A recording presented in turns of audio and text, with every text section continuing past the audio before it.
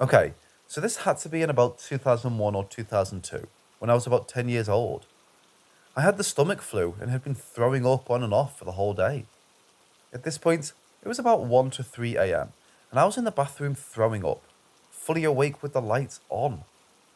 As I was mid sickness, I must have had the feeling of being watched because I turned and looked behind me towards the doorway.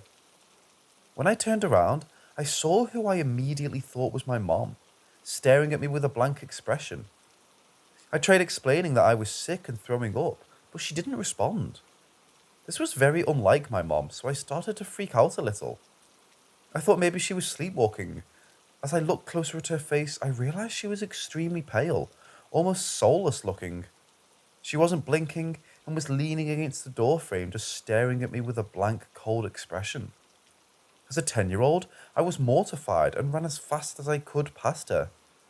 I hid under my covers for the rest of the night, literally petrified that my mother was now a ghost zombie. I must have dozed off eventually, and to my relief, my actual mom woke me up that morning. I distinctly remembered the ghost mom wearing these pink PJs my actual mom had, with little cows on them.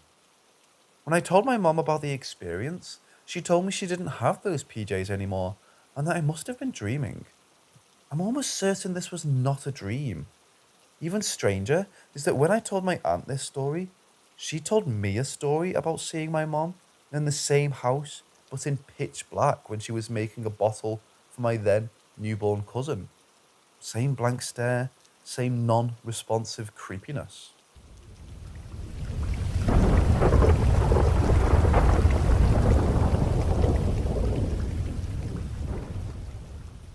During 2019, when I was 24, still living at my mother's house near West Covina, California, my mother and stepfather used to sleep early, since they would have to wake up around 4 or 5 a.m. for work every day.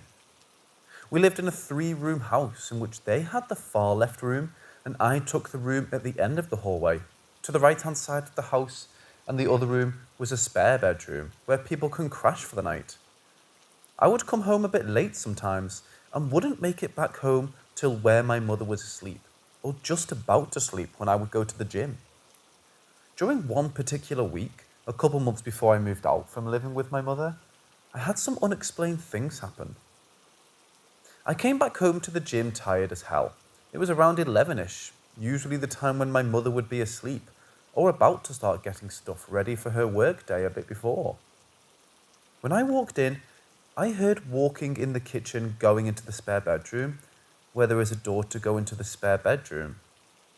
I started following it because I thought it was my mother, and also because I always used to walk that way, because there are 2 doors in the spare bedroom, one going to the kitchen and one leading to the hallway, that also connects my room and my mom's room, so it would be more quiet since it's closer to my room. When I finally get to the doorway transitioning from kitchen to spare room, the footsteps stop, and I'm also in complete darkness, and when they stopped, I also noticed my mom and stepdad's loud, but nothing out of the ordinary, snoring. That's when it dawned on me that it was no one I knew or no one there to be making walking noises. Keep in mind, the house has old wooden floors, so you can hear every step super loud, except for the tiles in the kitchen. But even in the kitchen, I heard the walking going to the spare room. After I told my mother this, she told me it was weird, because around the same week when she was home and I was at work, and my stepdad was on his way back from work, and she was alone, she heard a loud sound like someone threw something hard against the floor. When she went into my room, which I didn't like her doing in general, she checked my whole room because she was freaked out. Nothing was on the floor or nothing fell. When it was around 1 or 2 in the morning, I heard a kid in a little kid's voice say, "Hello?" One day, which scared me so bad, I didn't sleep at all that night. After those incidents, since my room was at the back corner of the house facing the backyard, keeping in mind my stepdad's house has a huge backyard, I would hear a bunch of walking noises and noises of my stepdad's old fence that would surround the house. I cannot explain how these things happened, and it still sends shivers down my spine a bit as I think about it. And I could just be a skeptic, which in some ways I am, but I heard this stuff clear as day, so it has me scratching my head. What do you all think?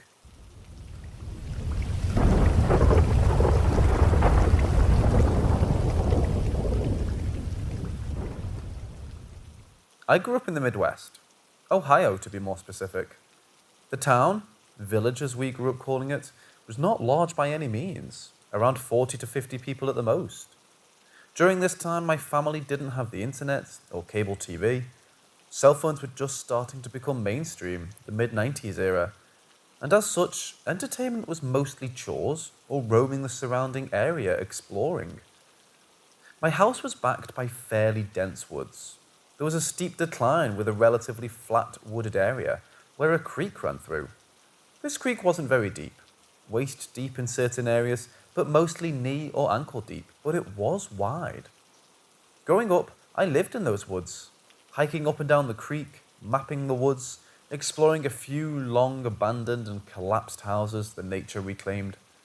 I lived and breathed nature, and those woods were my home away from home.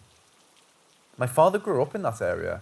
My aunt, uncle, and cousins lived just next door, and it was a pretty close-knit community. Naturally, everyone has ghost stories about their hometown. A haunted house, a tragedy of some sort that remains a stain on its history. My village was no different. My father would always tell stories about ghosts or abnormal happenings he experienced in his youth. One thing he would always tell me when I told him I was going into the woods was, "The trees may not walk about or talk, but they do see and remember." I always thought of that as him saying, "Don't be stupid out there." My first encounter with the people of the woods, which is what I always called them, was when I was on one of my daily excursions into the wild green. It was mid-July and it was hot and humid. I stuck mostly to the creek as it was cool, and I didn't have to battle my way through thick undergrowth. I hiked approximately 2 miles along the creek, hunting for crawdads, crawfish, and looking for signs of deer, rabbit, or the fabled albino squirrel. I kept travelling and eventually arrived at a relatively open field that had waist-high grass. And I frequently stopped here to gather wild blackberries, rest, and spook the few white-tailed deer bedded in the area. But that day was different. As I drew closer to the field, I noticed someone standing in the field. Instinctively, I slowed down, lowered my posture, and tried to minimize my noise. I wasn't used to seeing someone out this far into the woods. The nearest house to that location was about 1.5 miles through thick undergrowth and fairly steep ravines to climb. As I hugged the bank of the creek, I moved to the edge of the open field, slowly peeking up over the tall grass to see if they were still there. Nothing. I thought that perhaps they saw or heard me trudging through the creek and instinctively ducked too. I wasn't about to find out, so I turned around and headed back home, all 2.5 miles back. I was more aware of my surroundings and far more cautious of my sound as I moved, avoiding walking in the creek to prevent the sloshing of water to give me away. As I crept through the branches, jutting out into the bank of the creek, I made my way to another area I was familiar with. A small game trail ran through here, and it would cut my time and distance back home a good bit. The only downside was it was pretty overgrown to either side, and portions had thick thorn bushes. The entire time I trekked back, I felt as if I'm being watched. I never felt endangered or vulnerable to being attacked, but I could feel eyes on me. I was uneasy the entire time I followed the game trail, routinely stopping and listening to determine if I could hear footsteps or if I was being followed. Still, nothing. I made it about halfway back home when I saw in the corner of my eyes a figure standing a short distance away. But as I moved my eyes in the direction of the figure, they seemed to just meld into the foliage. I thought maybe my paranoia was making me see things, so I just continued on. A few 100 feet more, I again saw another figure, this time further away out of my peripheral vision. And again, as I looked in that direction, they'd meld back into the background. But this time it happened twice. As I looked and the figure disappeared, another appeared again in my peripherals, closer, but still a ways away. The entire time, I never felt to be in danger. Creeped out, yes, but I never felt like whatever was there was nefarious in intent. This continued on for the remainder of my time, making my way back home, but the more it happened, the less I felt afraid of the figures, even going as far as saying out loud, "I know you're there. I don't know what you want, but I'm not here to cause trouble." Eventually, I made it back to my backyard and I turned around to face the woods to see if they were there, but nothing was there. My father was next to his shed burning some cut grass in the backyard. I walked over to him to tell him what I experienced, and before I could say a word, he looked at me and with a slight grin said, "I see you saw them too." I guess I had the look of terror written on my face. Without even missing a beat, he put down the hoe he was using to stoke the fire, walked past me to the wood line, and pulled out the can of dip he had in his pocket. He opened it, took a pinch out, and placed it on a stone that was jutting out from the ground and walked back. I asked what he did, and he said he gave them an offering. He began explaining what he meant by the trees see and remember, that it was important that we respect nature whenever we enter her domain, and give an offering in return when we take things from her. Otherwise, she just may not let us back out. He gave me the can of dip and said what I saw were what he believed were spirits of Native Americans, keeping watch over their former land. I didn't really know what they were at the time, but I followed suit with what my dad did whenever I made my way back into the woods. I always left an offering, and although I still did see them from time to time, I never felt like I was ever in danger, and I always made sure to respect them. If they appeared in my peripherals, I would travel in the opposite direction, apologizing for any transgressions. My cousins and many people in my village all were aware of their existence, and just kind of gave them a wide berth whenever they appeared. I was oblivious to their existence, but when I learned of them and experienced them, a whole lot of people opened up about them, about some of the history of the town. It was an interesting experience.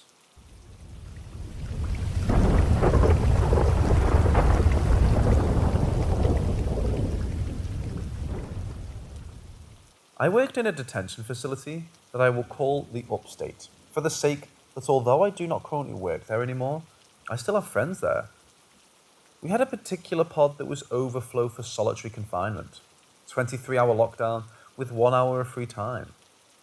This unit was fairly dark, quite aside from the occasional inmates screaming expletives at the detention officers as they walked by every 30 minutes or so, conducting a security tour.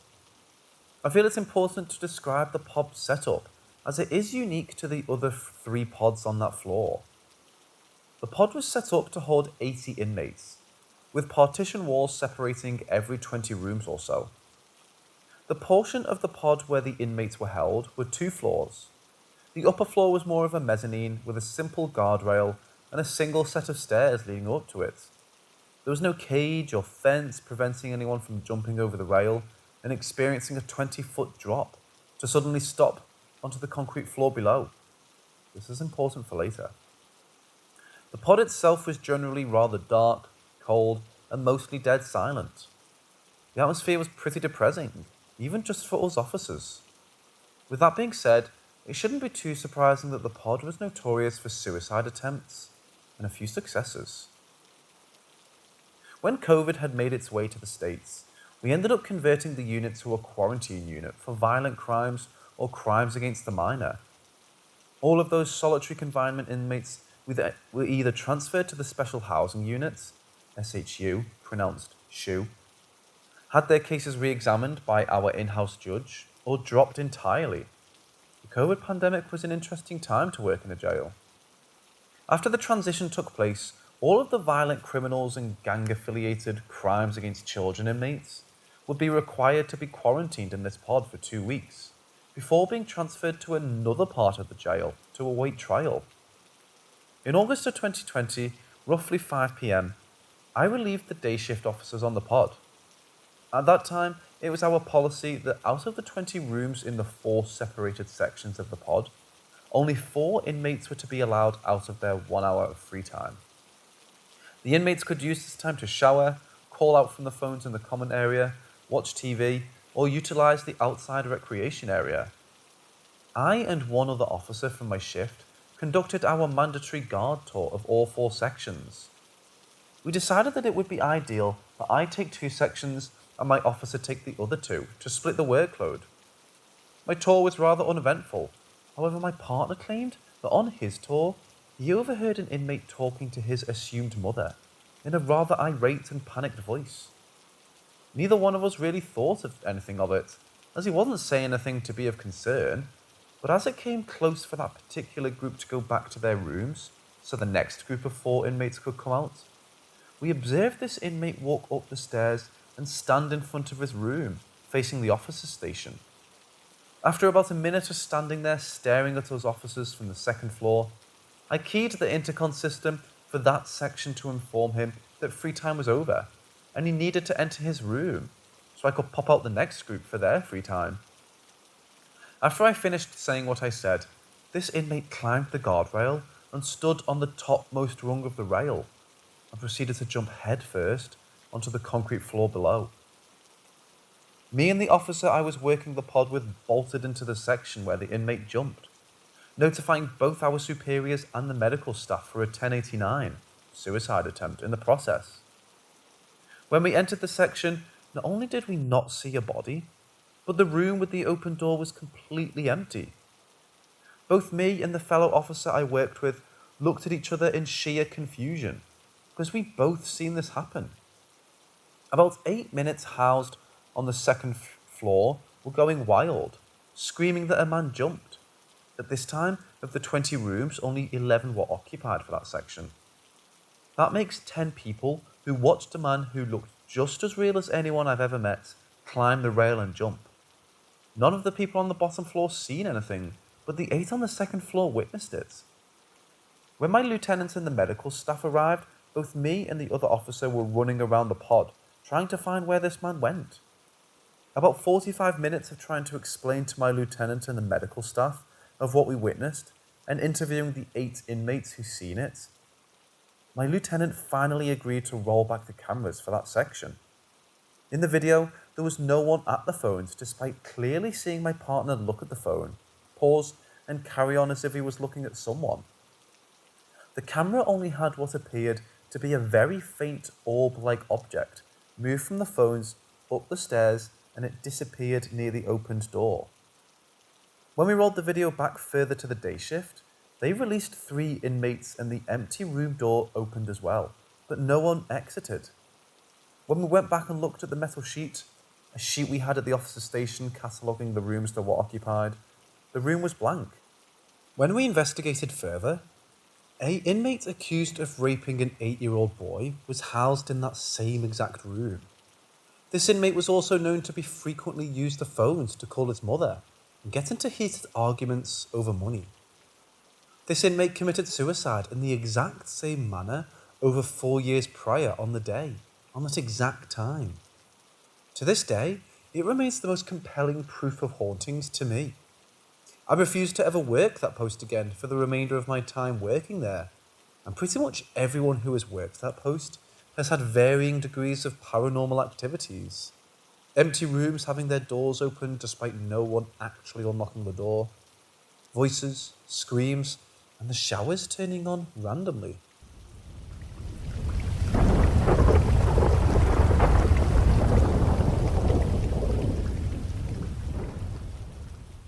December 25th, 2021 marks a special day to many, as well as few. To most, it may be the celebrated birth of the world's saviour. To the children, an excuse to beg for that one expensive toy every kid in America has to have next year. But to me, this was my fiance's, let's call her R, first year together, but mostly my dad's birthday. Born Christmas of 1955 and passing August 21st, 2012.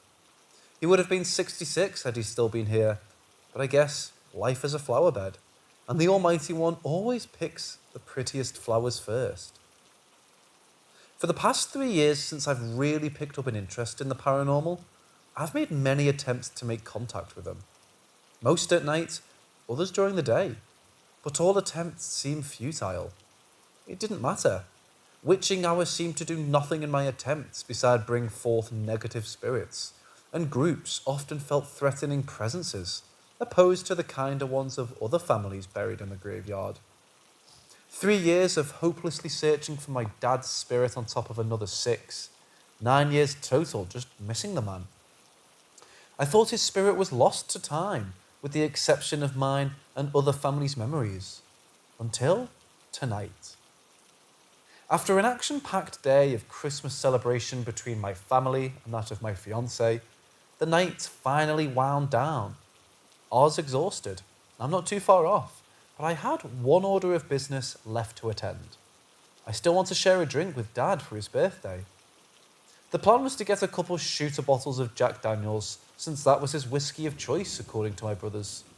Spend a few minutes at his grave and mourn as I saw fit. Since I had R with, I figured I may as well introduce the two of them. No better time than the present. To my surprise, before leaving, my brothers gave me a 12-pack of Budweiser. It was probably cold, but it wasn't by the time it reached my hands. Oh well, lukewarm beer is better than a hot one, I suppose. Plus, Dad liked Budweiser too, from what I understood, so hopefully he won't complain too much. We take all back roads to the graveyard. It's about 8:30, and the headlights from my Ranger soon become nothing more than lanterns in an abyss of darkness, as rural homes and light posts become empty fields and moonlight. 15 minutes later, and my old short bed rattle fords up the cemetery drive, parking in front of the threshold. I know it's dark, but once I kill the lights in the engine, it's pitch in the cab and a little chilly in the air. I saw fog on the roads leading to the cemetery. There's got to be something active. I can feel it. Before crossing, I announce myself. These spirits are familiar with me. The active ones I know are, since this also served as the location for my first confirmed paranormal experience as an adult. I say my name, explain who R is, ending with, I mean no harm. She's with me. I'm just here to have a beer with my dad. And cross the threshold. I navigate past the headstones, careful not to step on anyone purposely. We reach Dad's grave and I verbally introduce Dad to R, talking briefly about him before cracking open a beer, holding it to his direction and saying, Happy birthday, Dad. This one's for you. Drinking half the beer and pouring the other half for him. Not long after, I'm in R's arms, grieving for about 5 minutes, while I lose myself in memories. I notice she's fidgeted a bit more than usual, so after the song I was playing ends, I say my goodbyes and head to the truck with her in tow, before either my paranoia or the wrong spirit kills me. Either way, I had my gut feeling to wrap things up. As we drive home, R tells me she had noticed a few interactions, asking if insects were active. It's December in the Midwest. It feels like October, but it isn't operating as such. Obviously, I say no. To which she explained felt like a grazing pinch almost. I almost chalk it up to one of the more mischievous spirits, until she asks where Dad used to pinch at when joking around. I tell her, usually around the wrist or forearm. Her response, You're joking with me. I'm shocked and start thinking of other explanations and other hints she got. The one that definitely confirmed my thoughts, or so I believe, was while I was mourning. I had my head on her shoulder. She was standing diagonal to Dad's grave with her left side to him. She felt something almost comfort her, like a parental force. She also noticed her hair messed up, a small tug to let her know something was there before trying to push it behind her ear. When I heard this, I began crying again. I recognized that from my childhood, even the pinch she mentioned. This was all stuff Dad did to me as a kid, so to know he's still doing that reassured me he's alright in a sense, and he's heard me every time I went to him for advice. It's a closure I've looked for quite some time, just never thought I'd feel it. Guess this means I should plan a visit with him more often. What do you think?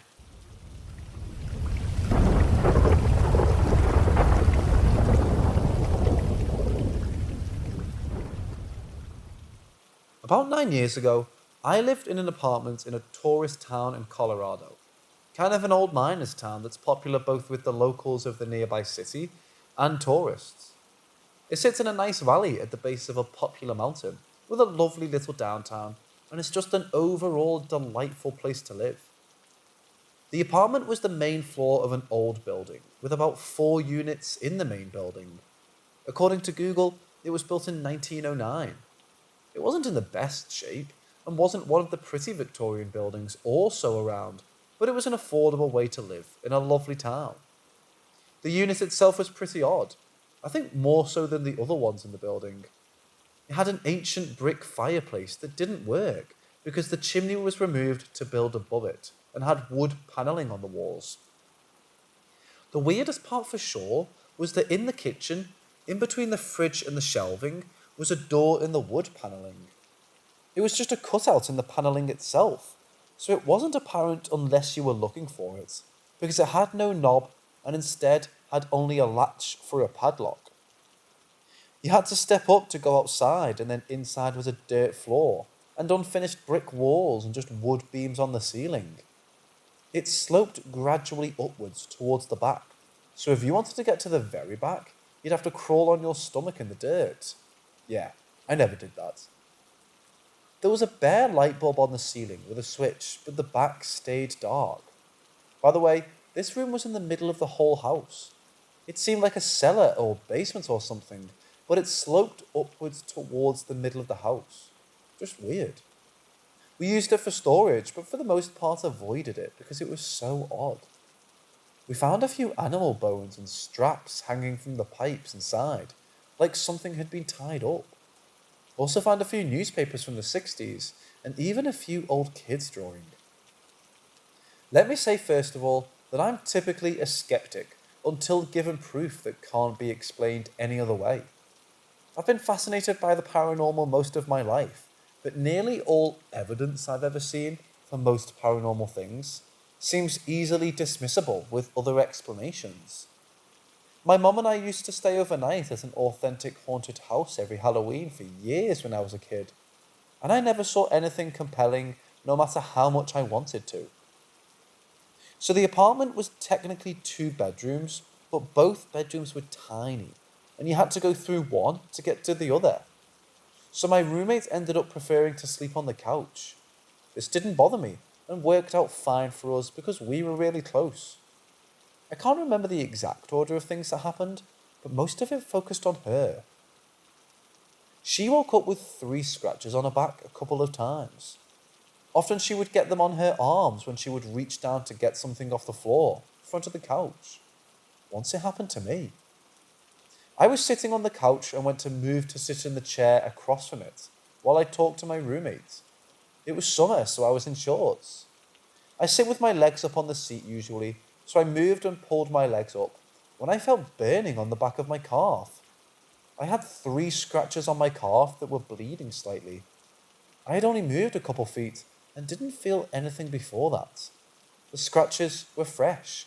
This only ever happened near the couch. There was activity in the kitchen where the storage room was. My roommate would regularly hear footsteps in the kitchen when she was falling asleep. I brushed it off as just her dreaming or hearing the neighbours or the house creaking. But I heard it once when we were up late talking. I asked, "What the hell is that?" Genuinely afraid. She said it was what she was talking about and that she heard it most nights. It was definitely in the kitchen and had unmistakable footsteps. I never heard it any other time. My roommate also couldn't use the kitchen light. This is a weird one. She offhandedly mentioned that the ceiling light in the kitchen didn't work. I was confused and asked if the bulb went out, and she said, no, it's never worked. Like it was obvious. I got up to show her and turned it on. It went on fine. A little later, we were talking about it, and she went to flip it on, and it didn't work. I got up to see, and no joke, when she turned around to face me, it turned on. I told her, and it went off again as she turned back towards it. Problems with other electronics also happened pretty often. My roommate has been vegan pretty much her whole life because she doesn't really like meat.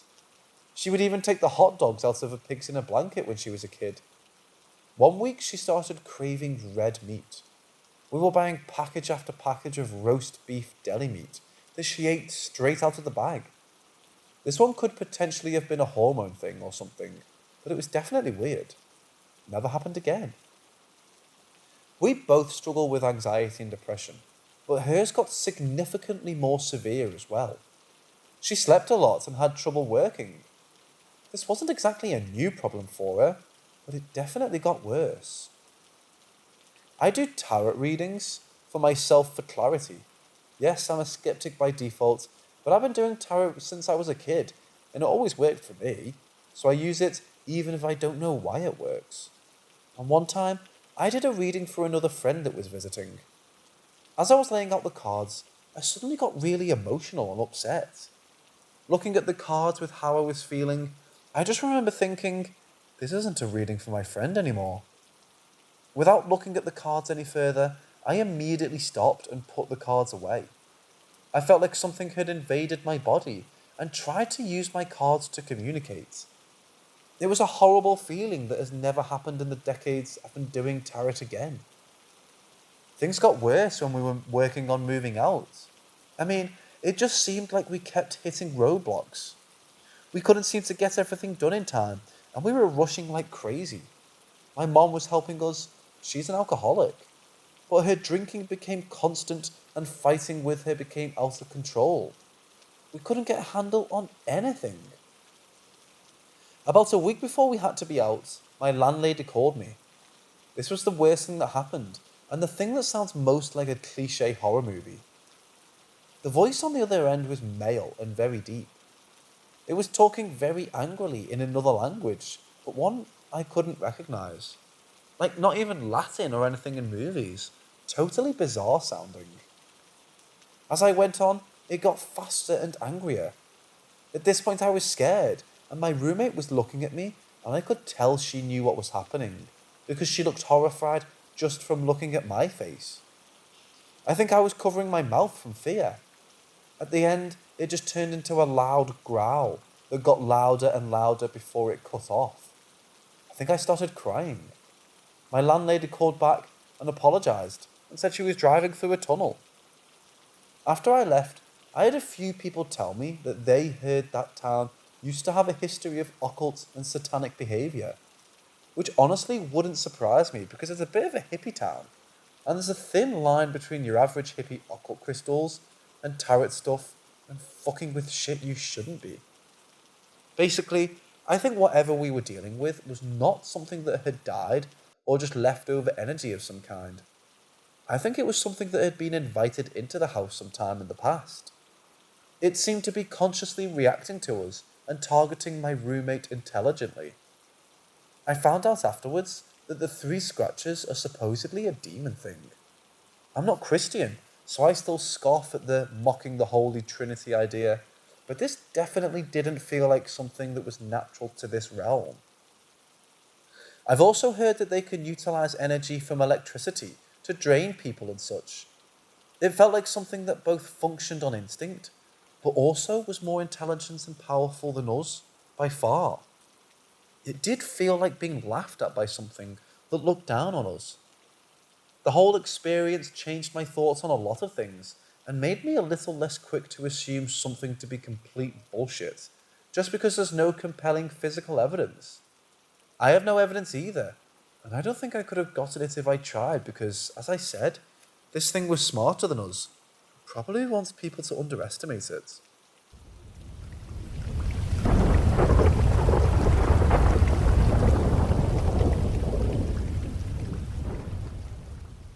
So basically, when it started, I was like in 4th grade.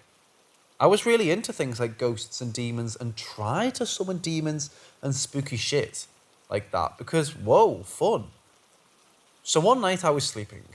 It was raining pretty heavily before I went to bed, but I woke up and I was basically sweating a lot, and it felt like the entire room was moving while there were just constant clashes of thunder. I mean, it sounds pretty normal, except the fact that I felt like I was being watched constantly, while sitting up in my basically experiencing all of this. It wasn't until it stopped that I started to hear music come from my bathroom, which is connected to my room. It was like music box ice cream truck music, and it scared the hell out of me. I tried to go to sleep afterwards, and it stopped. So I thought that was the end of it. So fast forward a few months, and after I get done watching a movie with my parents, I see this little girl kind of look like the girl from The Ring, standing outside the study room window. In our house we have a study room, and she's just still. I went in and I flicked on the lights, and she was just gone from the window. At first, I kind of thought it was an object in the study room reflecting off the window. So I saw her again when I flicked off the light and started to wave my hand in her direction, behind me, but there was nothing indicating reflection into the window. So I just slowly walked out and hid in my room. Weeks after that happened, she was gone from the window, but I constantly saw shadows on the wall looking like her. A few years later, nothing really happens, but I noticed that the room upstairs in the house is always unusually cold. I just chalk up to maybe air conditioning, but even when the high conditioning was hotter in the winter months, it was always stupidly cold in that one room. I also have dogs, and they just refuse to really even go in that room sometimes, especially at night. So yeah, the room is cold as hell, but nothing freaky, so I'm all like, yeah, that's Jeffrey, kind of giving a name to the strange happenings. So nothing really happens. Until like 6th grade. So I was talking to my friends one night, and I was kind of just telling them about all the strange stuff that happened. It's like 12 a.m, so no one in my house is up. The really cold room door is open, and my room door is open. So I kind of gaze at the door to the room, and kind of just like, oh, there's nothing there. But then again, I do feel like I'm being watched. So I shut my room door. Next thing I know, I start hearing thumps and footsteps that are really just kind of heavy on my carpet upstairs. And I start to get a little nervous. So I open my room door and I just gaze at that room for a second. And I just feel this brush of cold air in front of my face. So naturally, I slam the door shut and step back to go get some of my black salt. I start sprinkling it around my room and everything. And I just sit there and wait. I still hear loud noises outside my room door and everything, and I'm just telling my friends what I'm hearing, and they're all like, make sure your door's enclosed and that your light is on. That's already done. So I just sit there and they tell me to just take my mind off it, even though that was really hard. Back then, I occasionally got taps on my window like someone was asking to be let in, but that was really an occurrence when said creepy girl was still in the window. So after that night, it just doesn't happen anymore. But I make sure to keep that room door shut. Kind of saying like, oh, sorry, Jeffrey, but you can't come out. And it's still hella abnormally cold around that room and in that room. The most recent occurrence was maybe like 6 months ago. But I just remember what the hell I was seeing at that moment. So I was upstairs. My mom put my sisters to bed and opened that room door after putting some toys away. I obviously kind of just nervous about closing the room door, maybe like a few hours later. It's like 2 a.m. and I'm chilling out in my room, and I decide to go on a snack run. I find that the door I closed is open. I chalk it up to my sisters, even though I haven't heard their door open or close. It's loud and creaky as hell. So I just kind of shut it and then went downstairs to get some snacks to bring back. I get upstairs with my snacks, and the door is just open and the light is on. And I'm just very off-put by this. So I turn off the light, shut the door, and make sure I shut it well. And then I go to my sister's rooms and they're just dead asleep. So I'm like, And I went back to my creeped out and kind of scared. And so again, I chalk it up to Jeffrey and just like go back to chilling while eating. I start hearing more and more random noises coming from outside my door, and well, I go get the little black salt I have remaining and just sprinkle it around my room like I did that one time. And I'm a little less scared, so I just go back to the chilling despite being creeped out of my mind. I told my mom about it and she's just like, oh, that's weird. Yeah, from now on, I keep that door shut forever at night.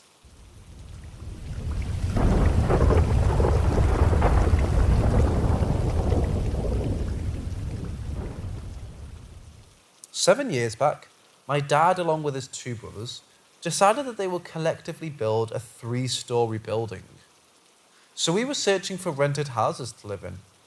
His two brothers found their respective rented houses, but since they're so far away from the location of our building which is being constructed, they asked my dad to find a nearby house, since he needs to regularly check whether the builders and their workers are doing their job right or not. In my country, they're not trusted. After a while, we finally found it. Its owners were very kind. Husband and wife living alone on the first floor. They gave the ground floor. In it there's 3 rooms. First 2 rooms are quite near connected by a single bathroom, but the third room is the last corner of the house. My parents and I occupied the first 2 rooms, while my sister occupied the third room. First of all, that third room always remained quite cold, as compared to the other rooms, we deduced. Maybe it's due to not proper sunlight entering into the room. After 2 to 3 months in that house, a series of terrible things started happening to us. My mom got diagnosed with tuberculosis. She later slips into depression. My sister experienced intense sleep paralysis in that room multiple times. One of the most horrifying ones happened to her as this. My dad always used to wake up at my sister at 5 a.m. for her college. She used to have to leave the home at 6:30 for a college bus. So that day, she felt that someone had touched her to wake her up. She thought it was Dad. So she did, but when she saw no one and saw the time, it was around 4 a.m., she thought it was her mistake on her part. So she slept again, but this time, she wasn't being able to move her entire body, and she saw a black figure coming towards her. Then she felt like that black figure was trying to choke her breathing. After minutes of struggle, she became normal and ran to my parents' room. As everyone said, it's normal sleep paralysis. I started to sleep with her. But I started to get horrible nightmares there, like me killing myself in dreams. Sometimes I woke up at midnight and I felt intense goosebumps and sort of constant vibration, like my body is indicating something is not right there. We abandoned that room after that day and used to start sleeping with my parents.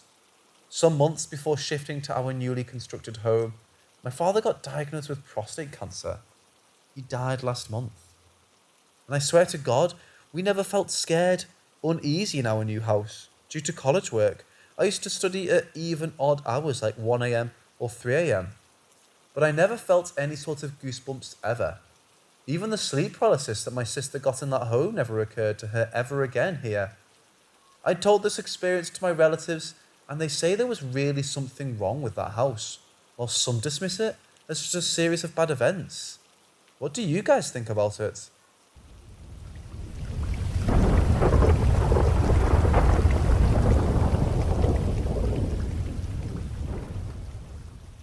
I've only told this experience to a handful of friends, but it happened to me twice as a child while I was home with my mother. My father was in the military and was often at TDY when this happened. Our house is a 2-story building with 2 bedrooms, and the kitchen is on the 2nd story. A guest bedroom, my mother's sewing room at the time, and the bathroom is on the 1st floor. The first time it happened, I remember my mom being in the kitchen sewing, as I was with her watching and learning how to use it in the future. During the break of the loud machine, we heard a very distinct child crying downstairs on the 1st floor. It was pretty late in the day, and our neighbours all had kids around my age. I believe I was 7 to 10. Sorry, it's been so long since this happened.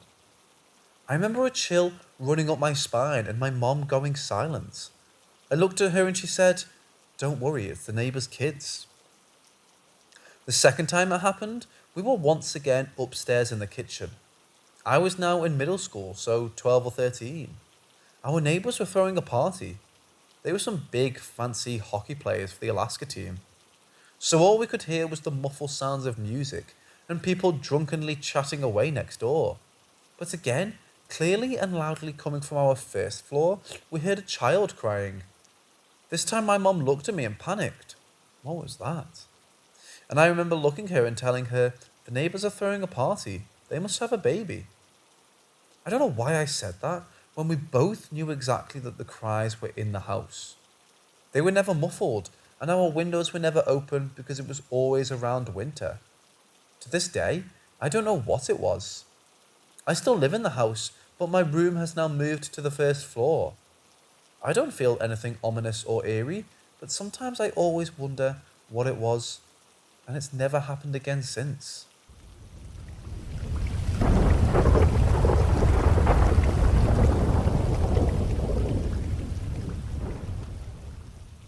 I've thought my house has been haunted for a long time, but recently it's been getting to me a lot more.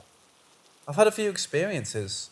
Normally they'd be pretty big ones, but always happened few and far between. My family lives on an old farm, 15.5 acres, pretty big with forests and a very nice place with three main barns. One is the red barn. We built half of it into an actual house and still use part of it for sheep. It's the newest barn in the area. The black barn, very old and worn down. We keep extra wood and stuff in there. And lastly, the house barn. The house barn is the oldest, over 500 years old, and when it was built, it used absolutely no nails. That was just for setting up the area. Now on to what I think has been decently active activity. The first encounter I had was a few years ago. It was pretty late and I was about to go to sleep from watching a movie. I looked over onto the other couch across from me for the controller and watched it turn from horizontal to vertical and face me. It moved incredibly slowly and just odd. Nothing I can really think of that was a large event happened before what I think is the biggest one I've had. I had been trying to sleep. Only my mum was home and I knew she hadn't left her room when I heard someone try to open my door. Like they had been rattling with the knob. My door doesn't shut properly or lock and was easily able to be pushed open. Then, in my mum's voice and perfectly monotone, I hear, "Help, help me." That's what got to me, and suddenly it just stopped. I hear heavy footsteps walking around, lights turn on after I know I'd left them off, dogs barking at nothing and getting bad vibes, or suddenly getting super cold in one area. With the history of our farm, I'd have to assume that maybe it's an Amish spirit who died working on the farm. But I also have neighbours just down our old gravel road, who I happen to be friends with one of the kids. And their older sister is an occultist and has done many spells in their house. And recently, she apparently let something loose.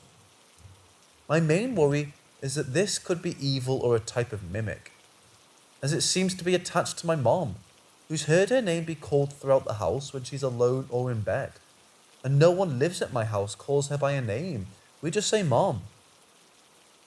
I've heard many coyotes almost truly right outside my window, yet the dogs never bark, which makes me think they might be scared of it. I honestly don't know. I'd like to figure it out and see if there's even one spirit here or any at all. I'm pretty paranoid about these sort of things and don't want anything to happen and will be very open to suggestions.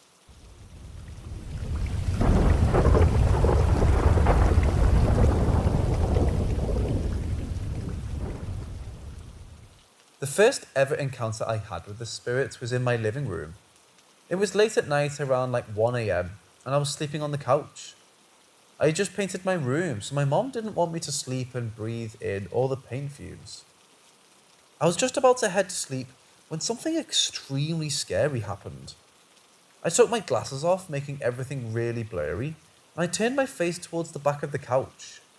I closed my eyes and directly behind me I hear, "Maddie," which is my name, in a little girl's voice, whispering clear as day. Keep in mind, I have 2 younger sisters and a little cousin that I live with. I turn around, not being able to really see, and say, "Yes?" thinking one of my sisters was right there trying to talk to me.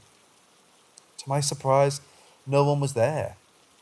I quickly put my glasses on and once again say, "Yes? Hello?" and no one was there. I was really scared and hid under my blankets and grabbed my phone and soon realized something even weirder happened. My sister, who's the heaviest sleeper I know, texted me at the exact time I heard the voice. I still have the message on my phone from her that reads, "Are you awake?" I answer it with my hands shaking and type, "Was that you?" And she goes, "What?" And I realise it wasn't her and tell her to quickly come downstairs to the living room. She meets me down on the couch and turns on the light. I tell her everything that happened, and I begin to wonder why she was even up. So I asked, and she gave me a chilling response. She said, "I'm not sure, but I got woken up by something and got this weird feeling that something was wrong. So I decided to text you." I asked if talking woke her up, and she said no. That part really freaks me out. After that, several things happened involving this spirit. Everyone in my house has had encounters with her, even my mom, who doesn't believe in anything.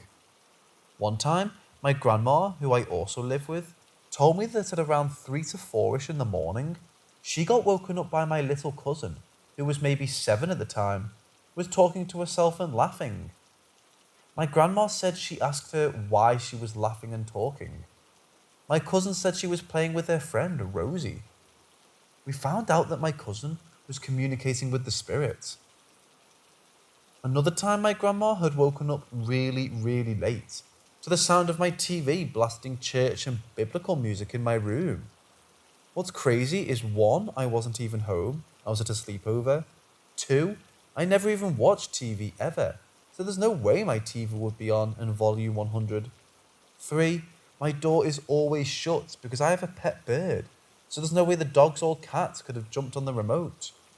4, I would never have my TV on a church music channel. My grandma said she thought she was dead because of the music. I have so many stories, but these are a few of the crazy ones. I don't get good vibes from that spirit, which is why I think it's a spirit in disguise as a little girl.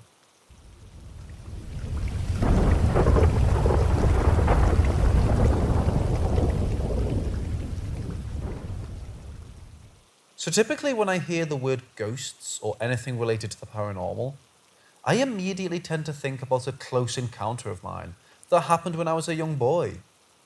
I don't fully remember how old I was, nor exactly where in America it took place, but I can still vividly remember the key details that have made me believe in the paranormal itself. I was very clearly remember the family and I were going out to eat for dinner, so this event quite possibly happened around 5 to 7 o'clock in the evening. Back then, we rarely had time to go to a restaurant to eat, so the thought of going out for food excited me enough to get ready as fast as possible.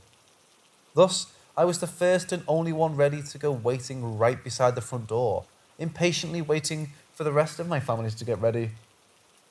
Now, to make this story more understandable, I believe it's important that you understand the basic layout of the front of the house so that you can better visualize the scene.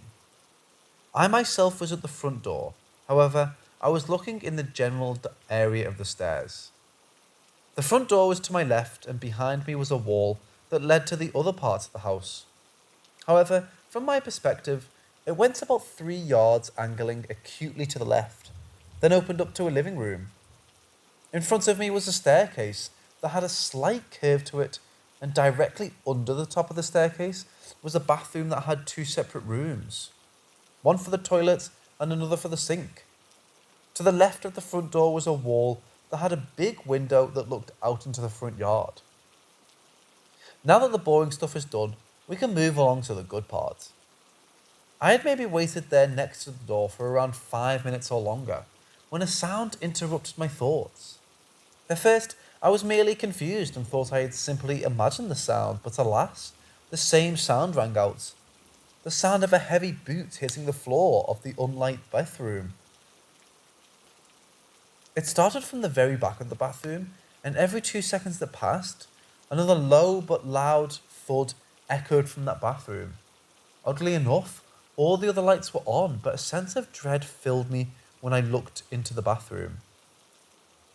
I first thought that perhaps one of my siblings came down and was trying to scare me. However, I didn't see anyone come down the stairs. After 2 to 3 heavy footsteps came a different sound. A sound of someone breathing like they're gasping for air almost. Each footstep, along with this uncomfortable breathing, became louder as the noise got closer to the entrance of the bathroom. Feeling slightly panicked, I did what most people might consider stereotypical, and I called out. "Hello?" After that, the footsteps had reached the sink.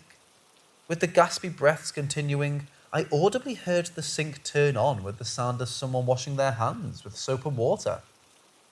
This feeling of dread got worse and worse by the minute, but I was young, fresh to the world, and had not yet understood the natural order of things, or perhaps the unnatural things. After 5 seconds of hearing it wash its hands, I once more called out, "Hello?" Without warning, the sink slammed shut, and the footsteps began to make their approach to the door. With the sounds increasing in my head to the point where I was covering my ears with my hands, I grew terrified of what may be in the bathroom. So I ran up the stairs, not once daring to look at the bathroom door. Well, to my surprise, I came upon the room where everyone was preparing to go out, only to see everyone still there. That night, I slept with as much light as I could and told no one about it for a while. I'd like to say it was nothing, but that event has remained a prominent experience in my life. I don't expect people to believe me, nor am I looking to make anyone believe, however. It was more of a less you had to be there kind of a thing to understand it. I hope you got some sort of entertainment out of my little story, even if it may have plenty of mistakes, because I'm by no means a writer. Keep safe, everyone.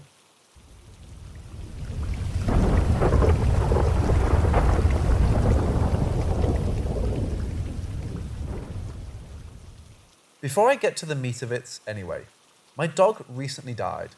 It was a tragic event for me and my partner.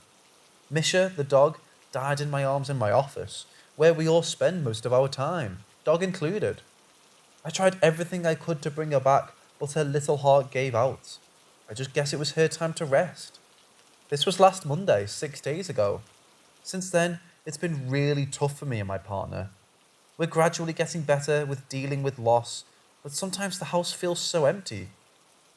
The experience happened Christmas Eve night. We were sitting in my office watching Netflix, whilst my partner ate a pizza I had cooked for her. She finished with the pizza, but left some crusts and stuff as always. Usually she passes the plate to me to give the crusts to Misha, but this time she just passed it to place it on my desk to take it downstairs after the episode had finished. On instinct, I almost placed the plate on the floor for Misha to grab the leftovers, but I stopped myself with a knot in my throat after remembering she wasn't there to finish it off. I placed the plate on my desk whilst thinking, Misha isn't here to do that anymore. And as soon as I placed the plate down, our Wi-Fi controlled lamp flicked off for a second, and then a second later flicked back on. Almost in response. I looked at my partner who had witnessed it too. She gave me the, what the fuck look. I chalked it up to coincidence and suggested we focus on the show. But in all honesty, I spent the remainder of the episode just thinking about the light, which has never once flickered like that in the few years we've had it, and hasn't done it since. I checked the settings and everything seemed normal. I can't find a legitimate reason for the light to have done what it did. After the episode had finished, I picked up the plate to take it to the kitchen, which is where Misha had her food and water bowls, and liked to chill out on her own when she wanted to. Bear in mind that since her passing, I have fully cleaned out the kitchen of the dog things, to make it somewhat easier to deal with being in there. So for the last few days, it had that nice new freshly cleaned smell. Whereas as soon as I opened the door, all I could smell was Misha. Not in a bad way, but it just smelled exactly like it did pre-cleaning. For a moment I forgot she was no longer with us, and expected to see her in her bed, which I soon remembered the bed was no longer there, and neither was she. But the next morning, I went to make coffee, and the smell was no longer there.